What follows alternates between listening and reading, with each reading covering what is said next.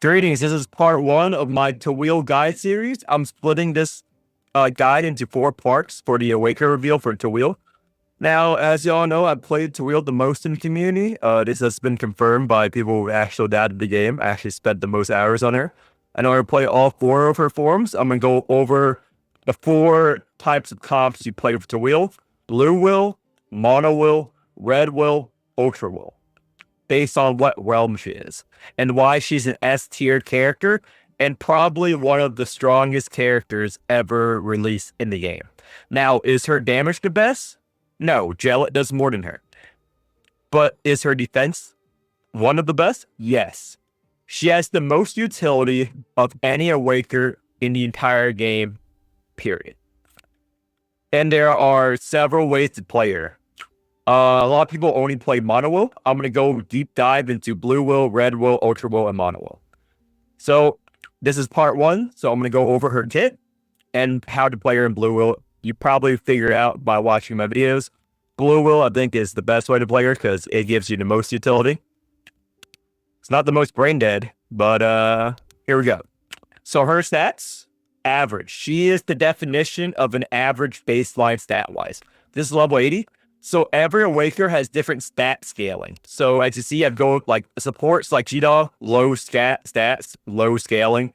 Jellet, heavy on constitution, attack, low on defense, etc. So Tawil is actually the baseline stat of the game. This is what you go for average compared to that level. So at level 60, this is going to be 120. Around 120, I think it is 120 because she shares, yeah, it is 120. She shares the exact same stats as Ramona. Because, spoiler alert, they're the same person. So, here we go. Tawil, 150 is level 80 average stats. Awakers will have more, they'll have less there. But she does everything pretty well. She's not the best ending, but she does everything well. Now, I'm going to go over her abilities and her enlightens. This is her kit. Pinions give her wings. 2 wings, 4 wings, 6 wings, depending on how you play them. But I'm going to go over her recommended enlighten. So recommended enlighten is E2. E1, E2, very important. E1, she's almost unplayable without E1. She's playable, not that good. If without her E1, I will put her D tier at best. Because E1 gives her so much utility. Because it makes her skill 1 reduce the mana cost of the card by 1. It makes her pinions give you an insight in hand.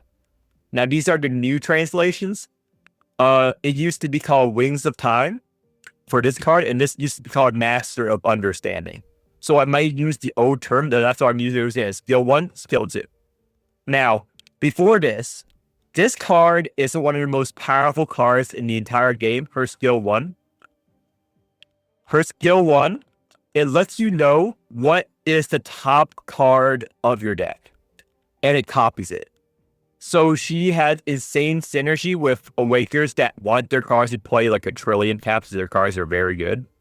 Like if you have, let's say, Asanga, because it gets you a Tentacle gen, it becomes that. And it lets you know if you play any card games at even a mediocre level, you know that foresight, knowing what your next card is very important when you have insights that lets you draw a card. So you have draw a card mechanic, you know that your next card is like uber powerful, ultra strong, and you can't play it. That means you don't use any draw cards, so you can draw it next turn.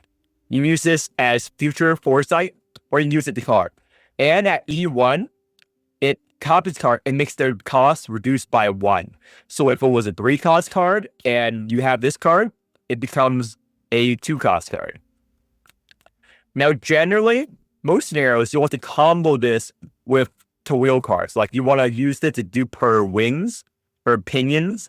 It also gives her 10 enlightenments every time you play this. So that's why dreams work very well for her. But I'll go on that later. So pinions, this is her bread and butter. It gives pretty decent, notice I said the word decent, permanent strength gain. A lot of people have better strength gain, but it's very good. So without E1, it doesn't give you the 1 insight. That means you just play this and you're holding your dick in your hand doing nothing. But if you play this with E1, it essentially becomes a 1-cost draw 1 card. Because the insight gives you 1 mana, 1 draw. So this is, in theory, becomes a 1-cost card, or you can keep the insight in your hand for next turn. And you can use the insight to roll on this card. So this always comes as a top card in your deck.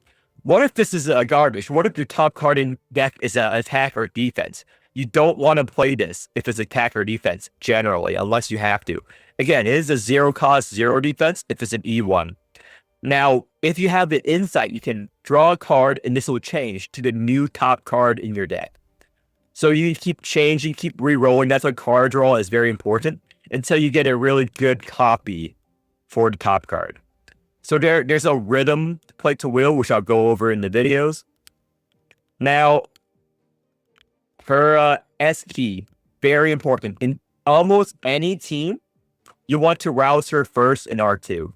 Her rouse is probably the most powerful card to rouse first because it gives you a Silver Key Dawn in your hand. I'll also go over this later in gameplay. But Silver Key Dawn gets you a random effect, basically. A random posse that you can double play. That you own. Now let me talk about her other enlightenments. E2, perfectly fine. E2, cards by Discover gain Prepare 1. Now, this refers to her Exalt, Omnifex Conversions. I disagree with this translation. A lot of people do. But this is what it's called, her Exalt. No one talks about her Exalt. They refer to it as Tawil Exalt. Because who the fuck is going to say this every time, dude? So this is her bread and butter ability. She becomes every Awaker in the game, but better. Now, it discovers 3 out of the 5 current realm skill card. That means whatever realm you are playing her in, she can copy any skill card from any Awaker in that realm, past, present, and future. So if a new Awaker comes out that has really good skill cards, she can also steal that cards and keep in hand, and those cards have retain, which means they stay in your hand. So the better the realm is, the better skills the realm have, the better this is. That's why blue is not recommended, because blue has really insane skill cards that the world can play better than the Awakers in blue realm. Why? Mono will, in comparison, is more RNG heavy. Why is it more RNG heavy than blue? Because Chaos has the most units in the game.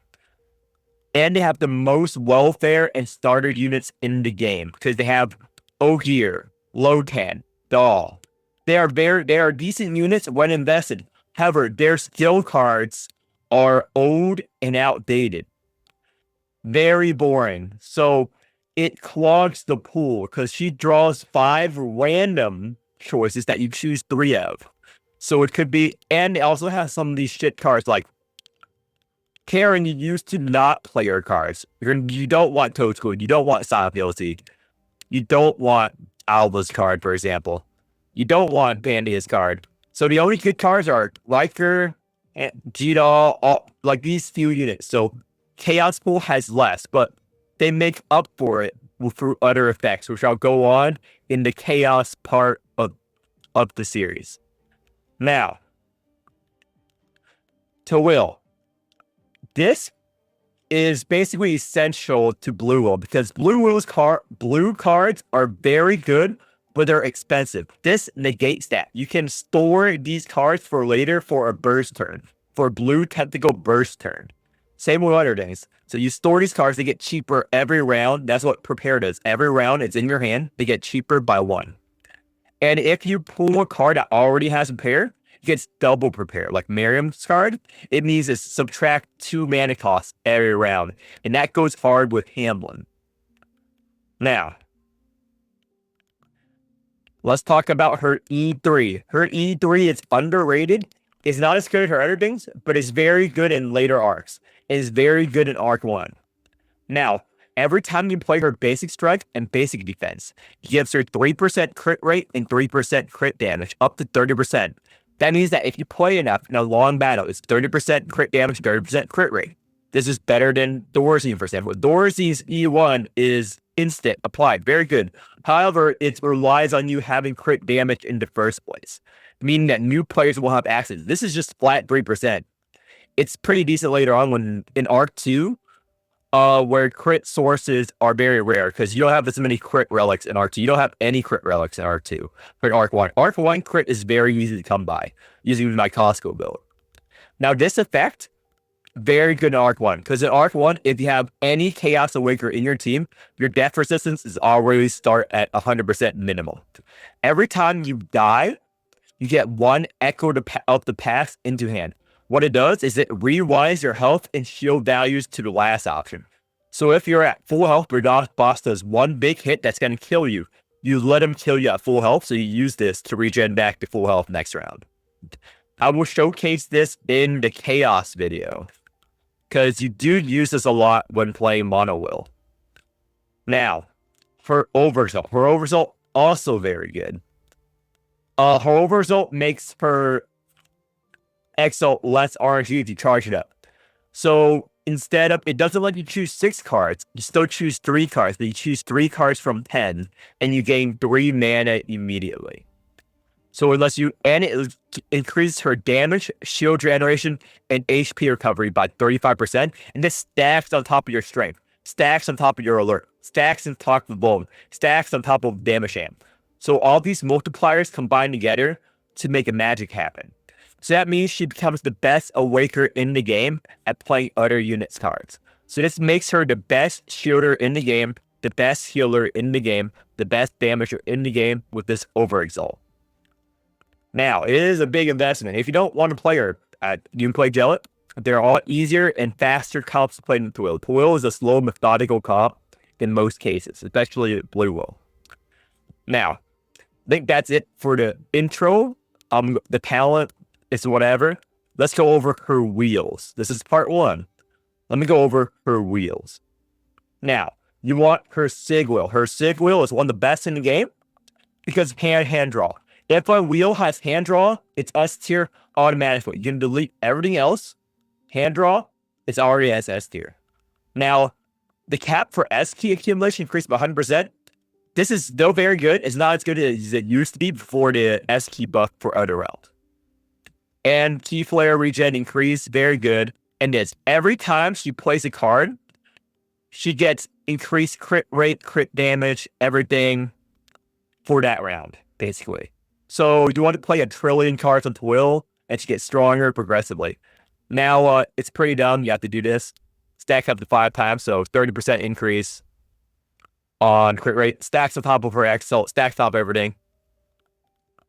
So now you know why she's so busted in the first place. Like, I didn't even go into her wings. Now, her wings. So playing Pinions generates a 2-wing in your deck. 2 wings is a double hit, and it gets her 20 plus alien miss, depending on your alien miss regen. 23 eventually, 26 eventually, every time you play it. Every time you play a twin wing or a 2-wing, you generate a 4-wing. Now, a 4-wing in your draw pile, so you want lots of card draw on Tawil. So a 4-wing, when you play it, it draws a card, and it decreases their strength. It's a flat strength reduction. It's better than fucking Clem, because Clem's a garbage unit. Tawil is actually a good unit. Now, you can play that multiple times. So if that's a multi-hit attacker, if it's a DPSer, you play like a trillion 4-wings with a wombo combo. He does 0 damage. And then every time you play a 4-wing, it draws a card, and you get a 6-wing. Now, if 6-wing does not draw, when you play a 6-wing, it does pierce. It goes through in-bone, it goes through shields, it pierces. Very good effect, and it hits 6 times, dealing massive damage. And it lets you choose a one-time use effect for the exploration stage. That one-time use effect has some of the most powerful effects in the entire game. It's one of the few ways you can get a barrier. A barrier is a very rare mechanic that negates one single instance of damage. It can negate 10 million damage. If a boss gets hit for 10 million damage, you use the barrier. Very good. That's why it's so rare, because it breaks the game. Now, alienness regen, all that. I'll go over that once I get into the video. Now, that's it for the prelude to the Tawil video. I'm going to go into, it's going to be 5 parts, actually. I'm going to end the video now, and I'm going to link it in a playlist series. The next up is Blue Will. Okay. See you guys in